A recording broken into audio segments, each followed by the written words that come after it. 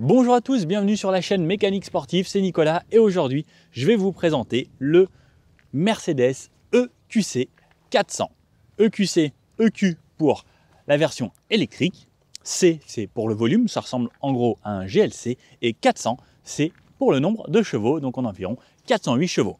On va comme d'habitude bien faire un tour complet du véhicule, on va le montrer en détail et ensuite faire un petit tour sur route, voir ce qu'on en pense et à la fin je vous donnerai mon ressenti sur cette voiture. C'est parti, on commence par l'extérieur. Alors là, on reconnaît bien le style Mercedes avec un véhicule quand même assez imposant et l'énorme logo Mercedes ici. Regardez, enfin la taille d'une main et ça c'est une grande main. On a juste en dessous de ce logo une caméra puisqu'on a le pack avec les caméras 360 sur ce véhicule. Mais ce qu'on va remarquer de suite, je ne sais pas si vous le verrez bien la caméra, mais c'est ce bandeau lumineux qui part d'ici, donc hop, qui nous fait sorte de petite parenthèse là et qui continue là, qui traverse toute la voiture et qui se prolonge de l'autre côté et ça donne vraiment un aspect très distinctif à ce EQC. C'était la première Mercedes à avoir ce grand bandeau qui traverse, donc on l'a à l'avant et à l'arrière et ça rend vraiment un style bien distinctif à la voiture. Ensuite on a des phares ici full LED, bien sûr avec les beams de chez Mercedes qui permettent de rester en plein phare lorsque vous croisez des véhicules sur les petites routes de campagne avec le détourage des autres véhicules et ça c'est quand même vraiment très sympa puisqu'on a une très bonne vision de nuit. Sur le phare donc on a cette partie ici qui servira aussi de clignotant, donc lorsqu'on va activer le clignotant la partie blanche en LED va devenir orange. On aura des petits rappels bleus ici, donc le bleu souvent c'est pour rappeler ce mode électrique sur les voitures qu'on aura chez quasiment toutes les marques. Chez Renault, pareil, vous avez des petits badges ou chez d'autres marques, il y aura souvent ce petit coloris bleu pour rappeler que c'est un véhicule électrique. Derrière, ici, un énorme radiateur, mais avec des clapets ici qui s'ouvrent ou qui se ferment, deux barres chromées ici et l'entourage noir. Et surtout, avec ce rouge ici, je trouve ça sublime. Le chrome, le noir et le rouge sont vraiment très bien utilisés. En dessous, donc, on aura une lame ici, donc une lame en plastique avec le pare-choc là. Sur le côté, vous pouvez voir ici, on a des vrais guidères. Les voitures électriques sont faites pour être efficientes et glisser à travers l'air à haute vitesse. Alors puisque plus on va vite avec un véhicule électrique, plus le vent va forcer sur le moteur et plus ça va consommer. Donc il faut absolument qu'un véhicule électrique soit le plus fluide possible. Petit rappel du logo Mercedes juste ici. Maintenant, donc on n'a plus l'étoile qui se met sur le dessus, mais ce petit logo ici à plat. Sur le côté et un petit peu sur l'avant, on va voir ici qu'il y aura des grosses bavettes qui descendent vraiment très bas. Des lignes fluides comme je le disais, avec un capot très peu marqué. On veut vraiment quelque chose le plus fluide possible. Sur le côté, on a le badge ici EQC. Donc comme je disais, EQ c'est pour les versions électriques de chez Mercedes et C c'est pour le volume du véhicule. On retrouve un petit peu de chrome sur les poignées et le rouge avec le marchepied qu'on a en option ici. Le marchepied c'est une option à 600 €. Quelque chose que vous aurez noté, c'est ces jantes assez spéciales. Donc, c'est des jantes AMG en 20 pouces. Et on trouvera donc la jante autour avec un renfort ici sur les bâtons. Ça me rappelle une certaine OZ, donc jante de voiture de sport, qui renforçait justement ces bâtons. Puisque cette voiture a quand même énormément de couple. Je ne sais pas si vous imaginez, mais on a 760 Nm de couple avec ce moteur électrique. Le moteur électrique, justement, on a environ 408 chevaux. Alors c'est l'équivalent du Audi e-tron qu'on avait essayé sur la chaîne. Au niveau des batteries, on a une capacité de 80 kWh. Au niveau de la recharge, on a un chargeur embarqué dans la voiture de 7,5 kW. Donc lorsqu'on va faire une charge complète de la voiture de 0 à 100%, on aura un temps de charge quand même assez long si on a seulement le câble 7,5, ça prendra quasiment 11h30 pour aller de 0 à 100%. Ça, c'est avec le chargeur lent. On peut recharger cette voiture jusqu'à 110 kW. Donc là, ce sera quand même beaucoup plus rapide. Alors, je n'ai pas trouvé lors de mon essai de chargeur de cette puissance, mais là, on sera plutôt aux alentours des 1h, 1h30 pour faire un 0 à 100%. Sur le côté, on notera également dans ces rétros, toujours le répétiteur ici, avec du LED également. Et à l'arrière, à cet endroit-là, on aura notre trappe pour le rechargement, donc qui se trouvera à l'emplacement d'une trappe à essence. À l'intérieur, on aura deux choix, soit pour la prise qu'on branchera sur une borne normale, soit pour la prise combo, donc jusqu'à 110 kW. Et sur le côté, on retrouvera un petit bouton qui permettra de débrancher la prise puisque on a un petit loquet à l'intérieur lorsqu'on recharge pour que personne ne puisse l'enlever. Sur le côté, eh bien, on reconnaîtra tout de suite que c'est une Mercedes au vu de la fluidité des lignes et du design de la voiture. Alors moi j'aime beaucoup ce style, enfin, je la trouve sublime sous tous les angles. Personnellement, je pense que là c'est devenu une de mes voitures électriques préférées au niveau du confort, du design et surtout avec cette couleur. Alors c'est une couleur qui est en option à plus de 1500 €. Je pense vraiment que ça vaut le coup de prendre une couleur de ce style-là plutôt qu'une voiture toute noire. Alors certes, beaucoup de Mercedes noires, mais s'il vous plaît, messieurs, mesdames, amener un petit peu de couleur sur notre parc français. Au niveau de l'autonomie donnée par Mercedes, Mercedes annonce 413 km, donc sur un usage mixte, ou jusqu'à 460 km si vous faites beaucoup plus de ville avec le freinage régénératif que vous utilisez au maximum. En hiver, lorsque j'ai pris la voiture s'adapte aux conditions climatiques et à la façon à laquelle vous allez rouler. Lorsque j'ai pris le véhicule, il faisait entre 3 et 4 degrés. Le véhicule m'a indiqué 300 km d'autonomie et j'ai fait, attention, 299 km pour vous dire à quel point c'est hyper fiable. Je conduisais aux limitations de vitesse, quasiment tout le temps avec le régulateur adaptatif, quelques grosses accélérations, mais voilà, si la voiture, ça c'était avec des conditions très froides, sans restreindre le chauffage, en utilisant un peu le mode sport, le mode confort, pas forcément le mode éco ou le mode maximum range. Et donc ensuite, j'ai remis la voiture à charger de 0 à 100%, la température avait changé et j'avais déjà de suite, alors il fait toujours en dessous des 10 degrés, mais j'ai eu une différence de 300 qui est passée à 337 km, puisqu'on est passé à environ 10 degrés. La voiture s'est adaptée, donc imaginez-vous qu'au beau jour, eh bien, on atteindra facilement l'autonomie des 400 km annoncés. Pour moi, je pense qu'il n'y aura pas de souci. Si vous avez une conduite posée et que vous utilisez énormément la régénération d'énergie, il n'y aura aucun souci pour les 400 km. À l'arrière, donc, on retrouvera ce béquet ici qui intègre le troisième feu stop, les vitres toujours teintées, un petit essuie-glace à cet endroit-là, et on reconnaîtra donc cette grande bande lumineuse, donc hop, qui fait un demi-tour ici, qui repart à droite, qui refait le demi-tour et qui nous fait donc une double épaisseur ici et la grande bande qui traverse. Alors ça, c'est ce qu'on voit de plus en plus sur quasiment tous les véhicules premium, tout comme on avait sur le Audi e-tron aussi, eh bien, le concurrent de ce véhicule. Là, on a le logo Mercedes ici. Lorsque vous utilisez la caméra de recul, ça se met de cette façon et ça ouvre la caméra. Lorsque vous appuyez dessus, s'ouvrira également le coffre, un coffre qui fera, lui, ici, je vous annonce 300 km, vous allez faire 300 km sur un usage mixte. Par contre, si vous faites que de l'autoroute à 130, alors oui, ça va descendre un petit peu. Mais pour moi, j'ai trouvé que c'était une des voitures les plus fiables au niveau de l'affichage du kilométrage. Ça permet de rabattre la banquette arrière de ce côté-là. Et on aura le deuxième, juste ici, qui couchera tout ça. Et là, vous aurez 1460 litres de chargement. Là, je peux vous dire que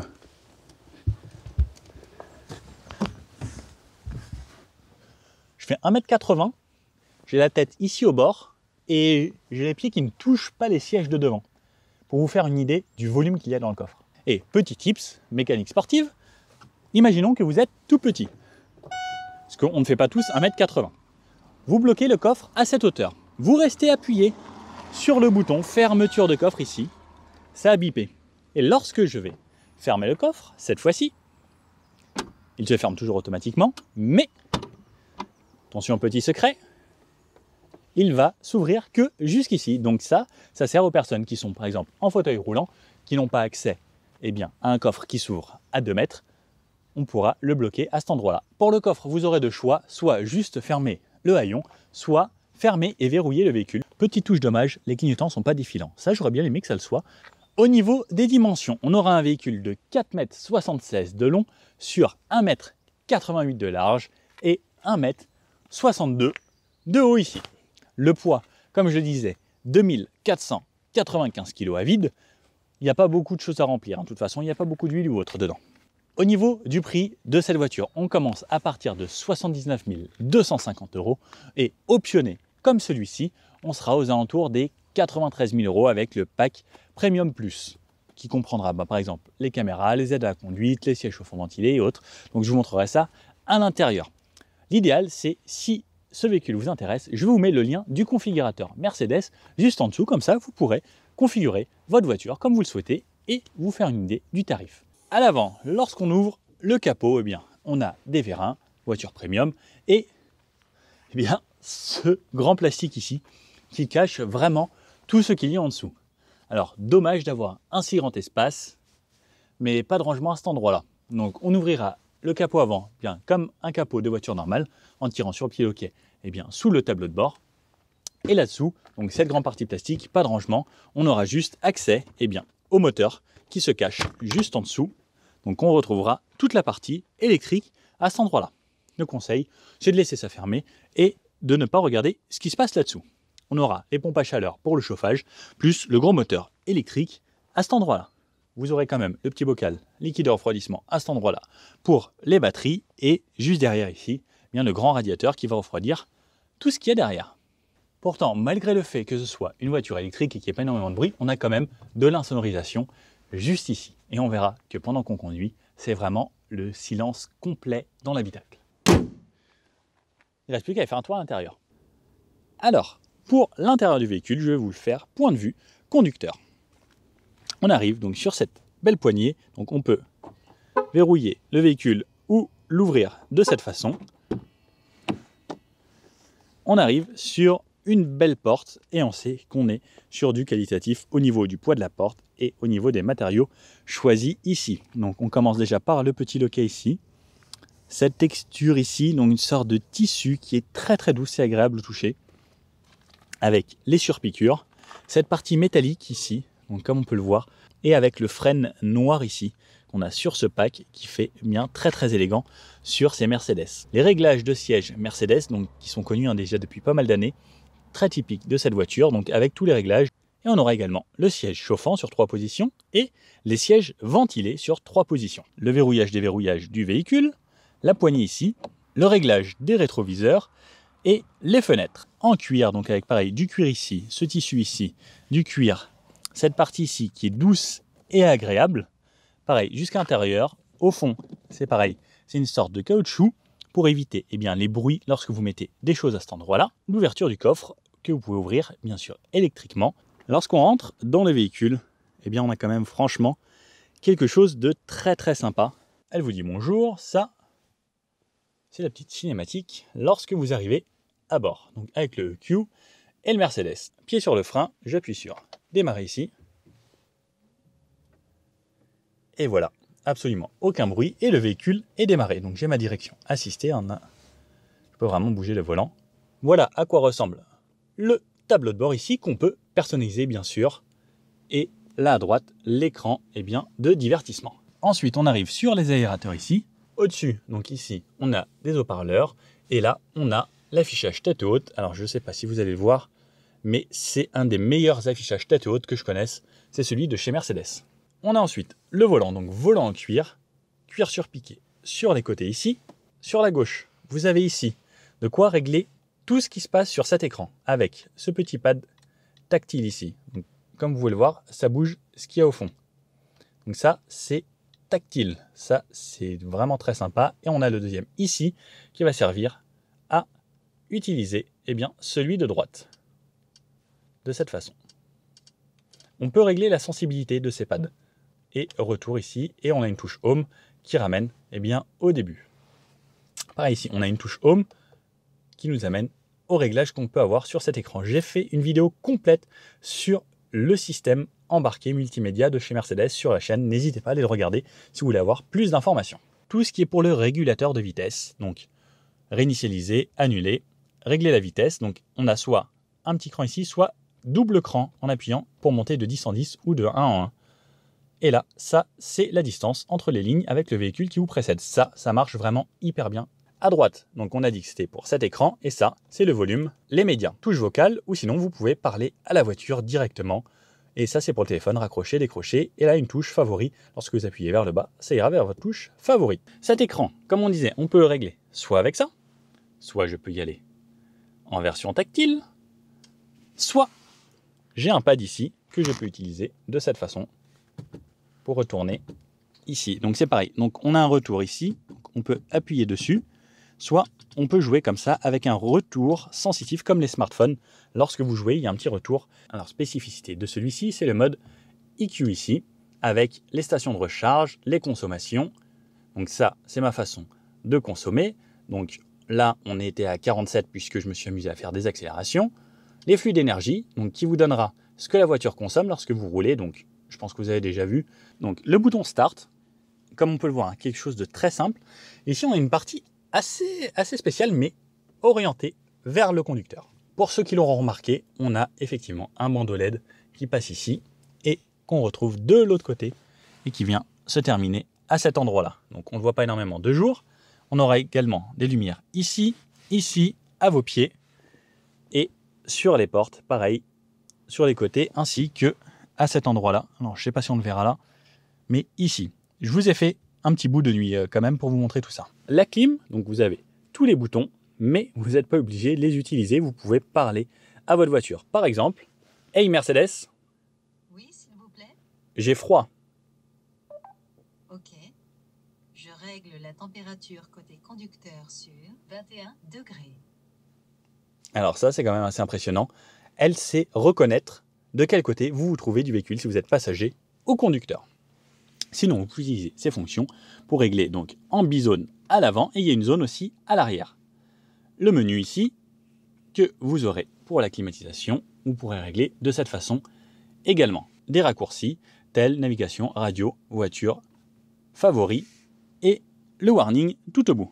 Donc là, on a cette version ici, tout en noir laqué, qui est vraiment du plus bel effet. Il faudra faire attention par contre à ne pas trop rayer cette partie. Le volume des médias, éteindre ou pas la radio. Là, on a une petite touche parking. Donc, lorsque j'appuie dessus, ça me fera les options de parking et de stationnement automatique. Ensuite, on a les caméras. Donc, soit à l'arrière, comme vous pouvez le voir, c'est hyper grand angle. Alors ça, c'est la version normale. Ça, c'est la version hyper grand angle à 180 degrés. Lorsqu'on est sur la version normale, on a le 360 de la voiture vu du dessus, comme si c'était un drone. Ici, ce sera la touche qui vous amène au menu recharge, donc la désactivation des bip de parking, et là, le dynamic mode, on va sectionner les modes de conduite. Donc les modes de conduite, je vous les montre de suite. On aura individuel, où on peut personnaliser le moteur, la direction et le SP. Le sport, où tout est en sport, le confort, où tout est en confort, en éco, où le moteur est en éco, le reste en confort, et le maximum range, donc moins de puissance, et tout le reste en confort. Ça, c'est lorsque vous n'avez plus beaucoup de batterie pour pouvoir utiliser la voiture plus longtemps.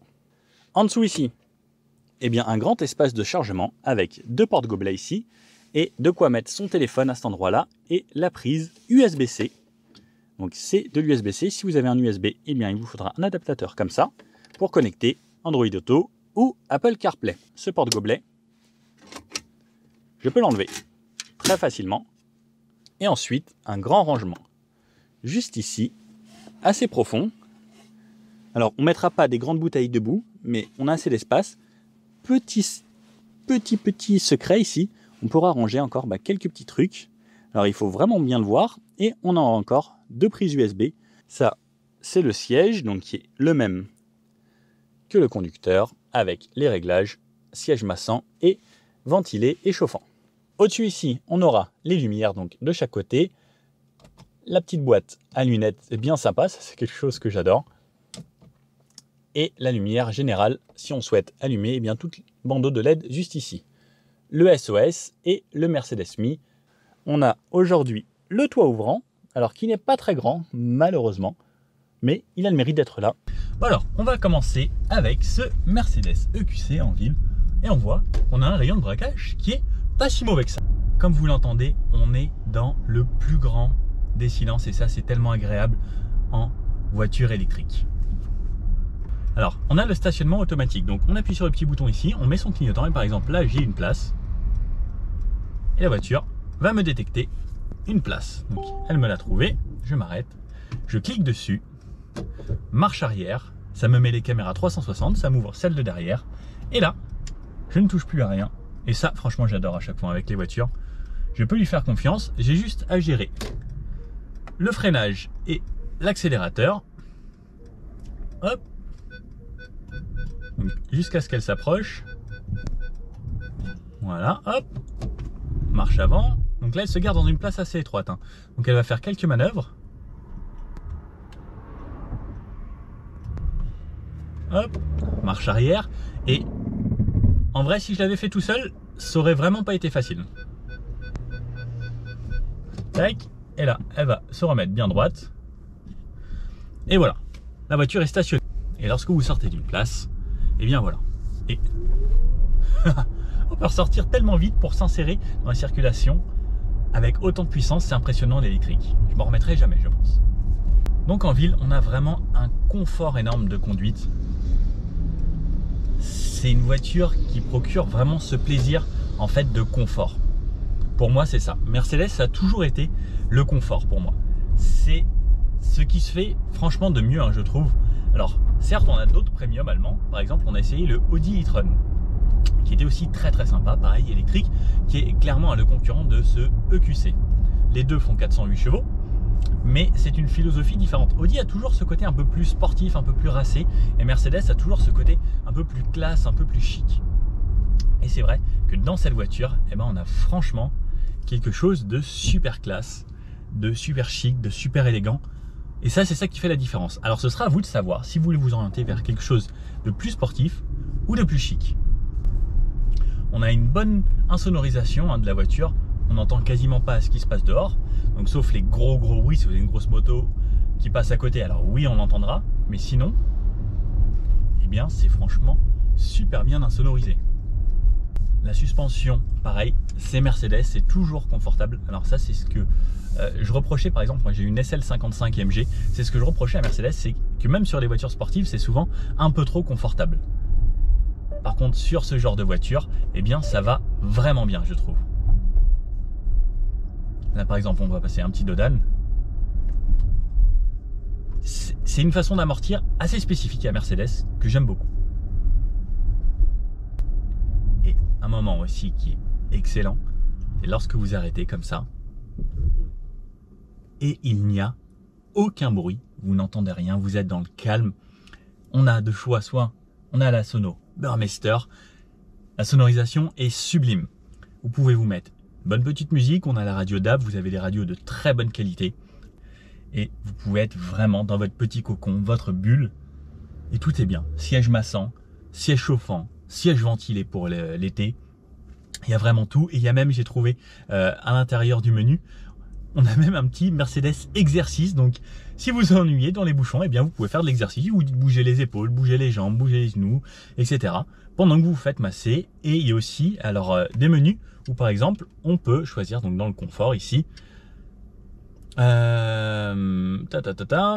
Energizing Coach ou Energizing Comfort. Donc on peut choisir chaleur, vitalité, plaisir d'essence, bien-être, conseil, exercice. Et là, eh bien, la voiture va s'adapter, les couleurs, l'ambiance, les sièges. Par exemple, si vous mettez, alors c'était lequel? Fraîcheur, eh bien les sièges vont se mettre à ventiler, vous allez vous rafraîchir, plus avec une petite sonorisation autour, donc de la musique qui va faire en sorte que vous vous ressentiez bien et que ça va vous rafraîchir.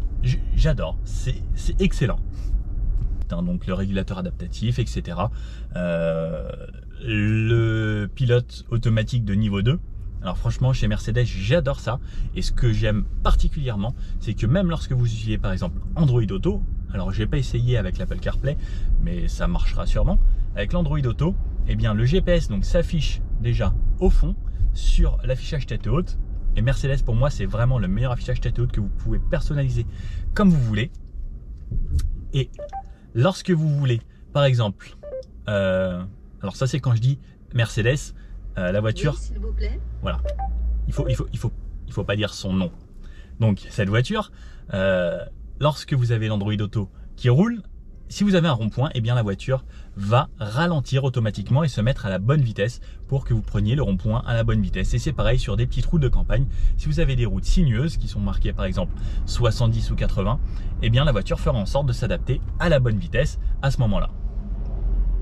Après sur l'écran tactile, eh bien on peut choisir toutes les informations. On peut avoir la partie EQ Power ici, donc qui va nous donner par exemple les consommations ou les flux d'énergie. Alors moi j'aime bien regarder les flux d'énergie, ça m'amuse parce que je vois en fait ce que la voiture fait. Donc par exemple là ça me dit que les batteries alimentent seulement le moteur avant, donc on a un moteur à l'avant et à l'arrière, donc ça peut en faire une 4 roues motrices. Et là ça me dit par exemple que lorsque c'est très peu sollicité, eh bien la voiture va seulement faire tourner le moteur avant. Donc ça permet de consommer moins plutôt que d'alimenter deux moteurs simultanément. Et par contre, si j'appuie un peu plus fort, et bien là, ça va tout alimenter. Et lorsque je relâche, là, j'ai les modes de récupération d'énergie. Donc les modes de récupération d'énergie, on les a grâce aux palettes. Donc j'ai D+, lorsque je relâche, il ne se passe rien, ça fait comme si vous mettiez au point mort sur une voiture. J'ai le D qui va ralentir un petit peu. J'ai le D- et le D-. Le D-, franchement, lorsque vous relâchez la pédale, eh bien c'est comme si vous freiniez quasiment. C'est un freinage qui marche super bien et vous pouvez conduire quasiment que comme ça. Même en montée, c'est impressionnant. Si vous accélérez la voiture, donc instantanément, vous avez les 408 chevaux qui vont se déchaîner et là, vous pouvez bluffer beaucoup de monde. Si vous utilisez ce mode assez bien, eh bien les plaquettes de frein, ce sera vraiment pas un souci, vous n'aurez pas du tout à vous en soucier puisque elles serviront seulement à la fin. Donc là par exemple, je relâche et ça freine énormément et à la fin, donc quand je suis aux alentours de 10 km/h, eh bien c'est seulement à ce moment-là que je vais utiliser mes plaquettes de frein. Là par exemple, je vais me mettre en mode sport. Donc j'ai plusieurs modes de conduite et le mode sport, c'est celui qui va donner le plus de puissance et une réponse à la pédale le plus rapide. Et là, c'est... Allez, 50, c'est bon, c'est fini. C'est impressionnant, genre personne ne peut vous suivre. Et tout ça, bien sûr, dans le silence le plus total. Pour moi, c'est vrai que l'avenir est électrique. Eh bien, si toutes les voitures électriques pouvaient être comme ça, eh bien, ce serait franchement parfait.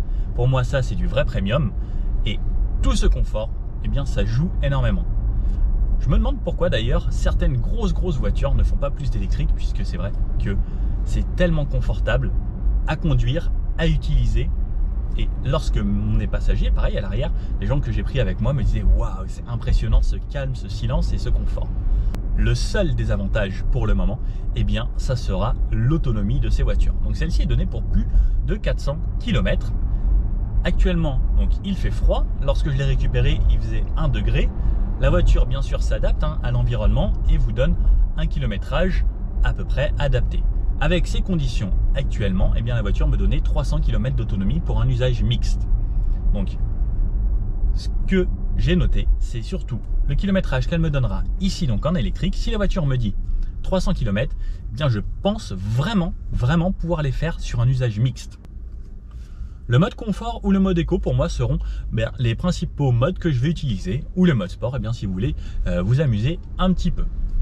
Et lorsque vous voulez faire par exemple un long trajet, eh bien vous allez rentrer votre destination dans le GPS et la voiture vous dira les points de recharge, un petit peu comme Tesla le fait, où il faudra vous arrêter avec le temps de recharge prévu et le pourcentage de batterie restant en arrivant sur place.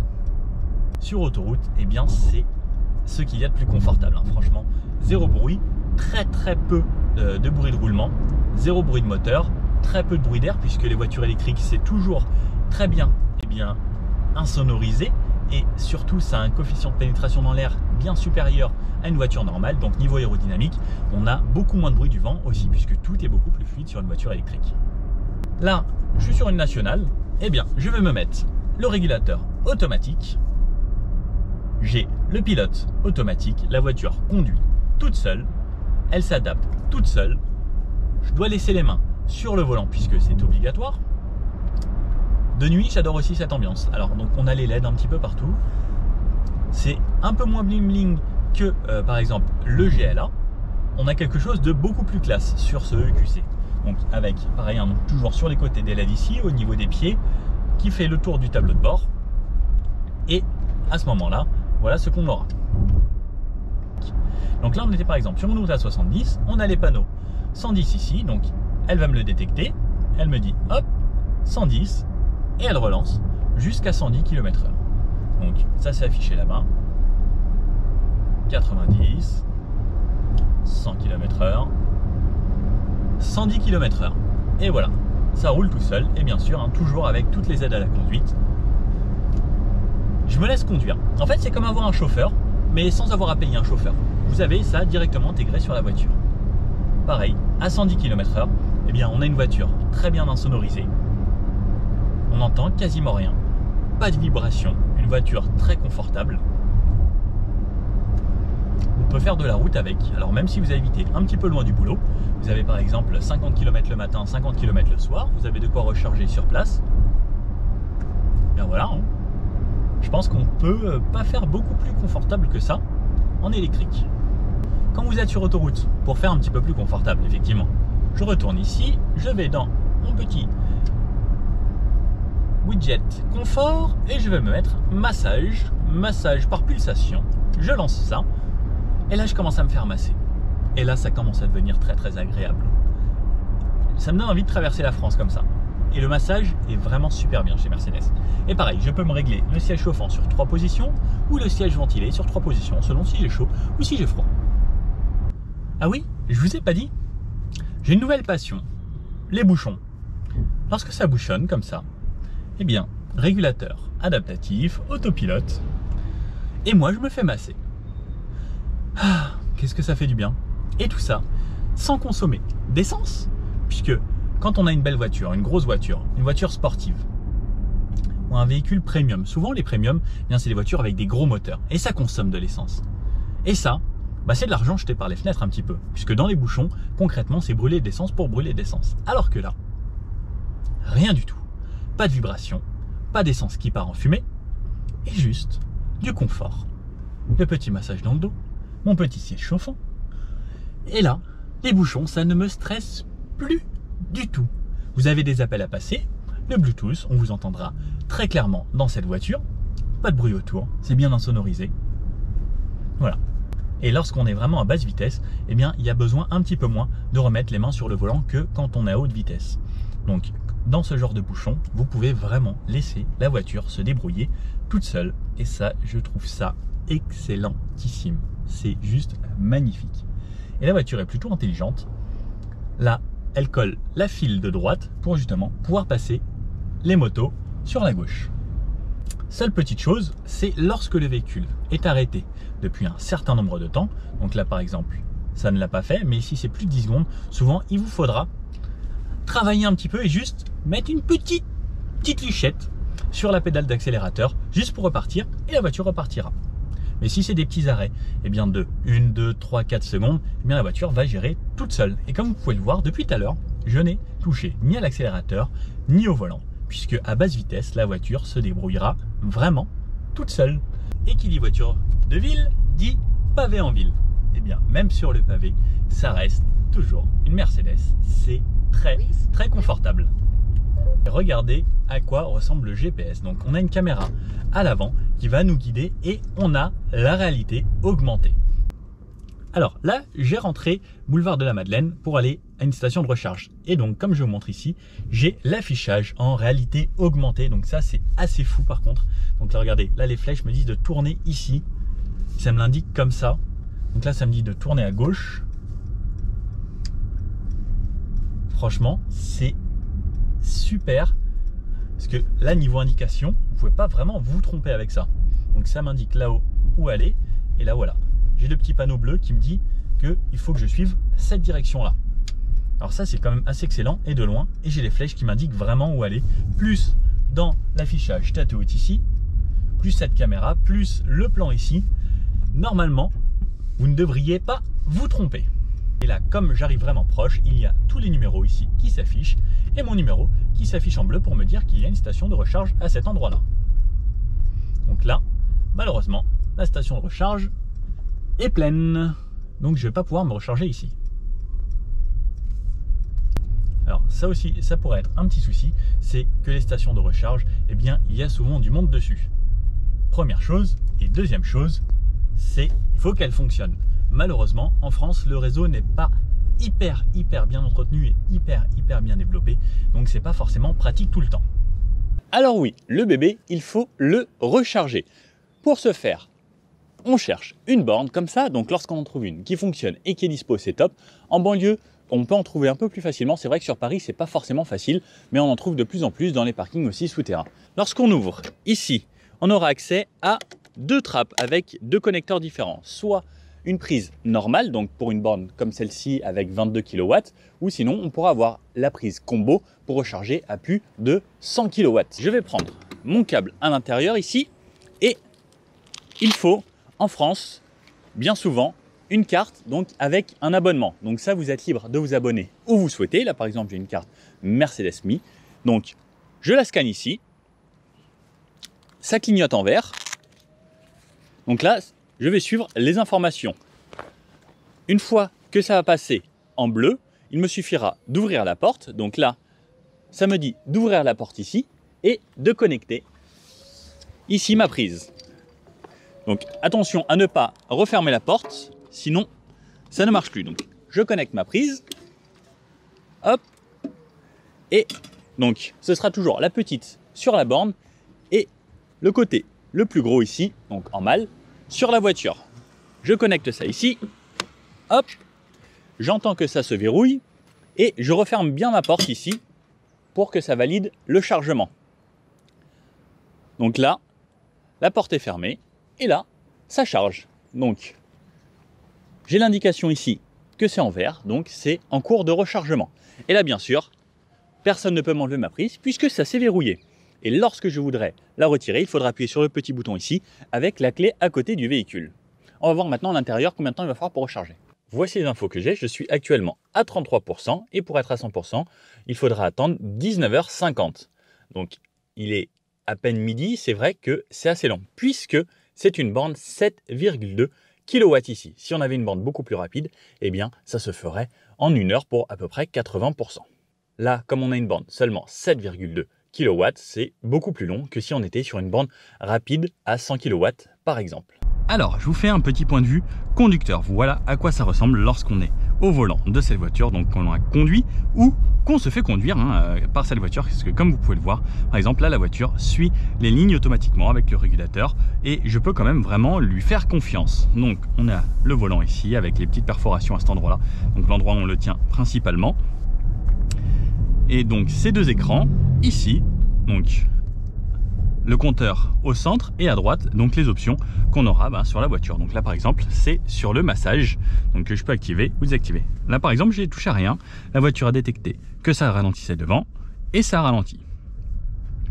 Toujours, là je suis quasiment tout le temps au régulateur avec cette voiture. Donc là pareil, je touche à rien, la voiture va ralentir d'elle-même et lorsqu'il faudra repartir, j'aurai juste à appuyer sur le petit raise ici pour relancer, sauf dans les bouchons où ça conduira tout seul. Voilà à quoi ça ressemble de jour et je vous montre à quoi ça ressemble de nuit. Et voilà, on est de nuit. Alors voilà à quoi ça ressemble. Donc on a de l'éclairage ici, donc dans les portières, au niveau de l'ouverture de la poignée, là-dessus sur les touches des fenêtres. On a cette zone qui est éclairée pour les sièges chauffants ventilés. Et donc cette partie qui fait le tour ici, ça fait des petits reflets un petit peu partout. Donc là pareil, on a de la LED là, l'autre côté et sur les portières là-bas. À l'arrière pareil, on aura pour les passagers sur les portières. Et je trouve que cette voiture et la plupart des Mercedes, c'est vraiment de nuit que ça se révèle le meilleur avec tout cet éclairage.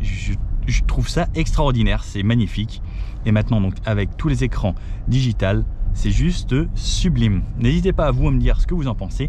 Et là j'ai mis un thème où ça change de couleur et ça passe du rose au rouge, au bleu, au turquoise.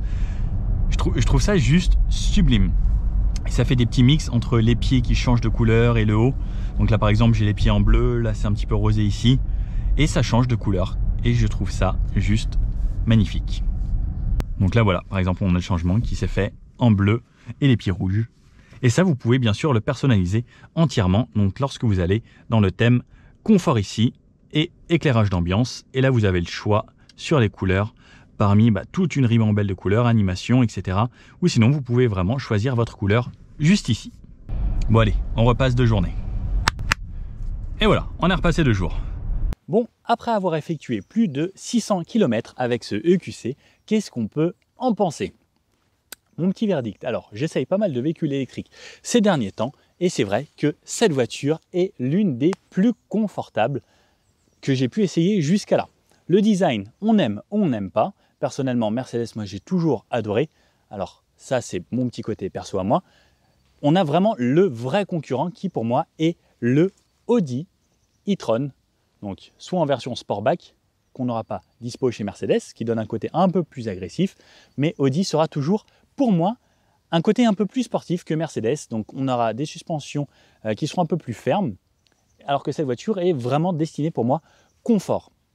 C'est vraiment le mot que j'ai pu noter sur cette voiture, c'est le confort, la facilité d'utilisation et tous les systèmes Mercedes d'aide à la conduite qui fonctionnent vraiment très très bien. Alors je ne dis pas que les autres ça ne fonctionne pas bien, mais franchement une préférence pour Mercedes à ce niveau-là. Au niveau de l'autonomie, alors on sera à peu près kiff-kiff avec ce qui se fait chez les autres, pas forcément de déception ou autre par rapport à ce que j'attendais, donc 80 kW de batterie, ça vous donne environ 400 km lorsqu'il fait bon ou un peu plus de 300 sur un usage mixte. Si vous faites que de la ville, on pourra monter bien plus haut. Après, tout dépend bien sûr de l'environnement, de si vous mettez énormément de chauffage ou pas. Si vous chauffez l'intérieur à 30 degrés, eh bien, les pompes à chaleur vont consommer énormément de batterie pour pouvoir réchauffer l'habitacle. C'est comme à la maison, si vous mettez beaucoup de chauffage, ça vous coûtera cher en électricité.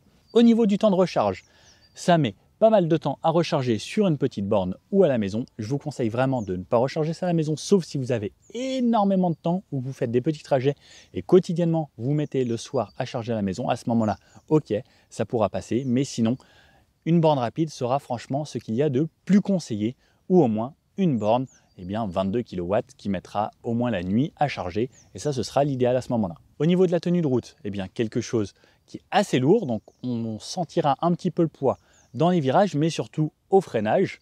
Alors, ça freine très bien. On a des gros disques à l'avant avec des gros étriers 4 pistons. Ça arrêtera bien sûr le bébé, mais voilà, c'est des véhicules assez lourds. On le sent très peu, sauf dans ces phases-là. Au moment de la phase d'accélération, c'est incroyable.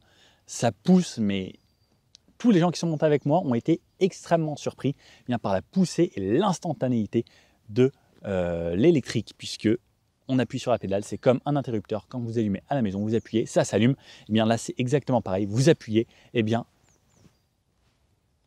voilà. Les gens restent bouche bée. C'est impressionnant. Beaucoup de gens, même des amis qui roulent en Porsche, m'ont regardé d'un air ah ouais, ça marche.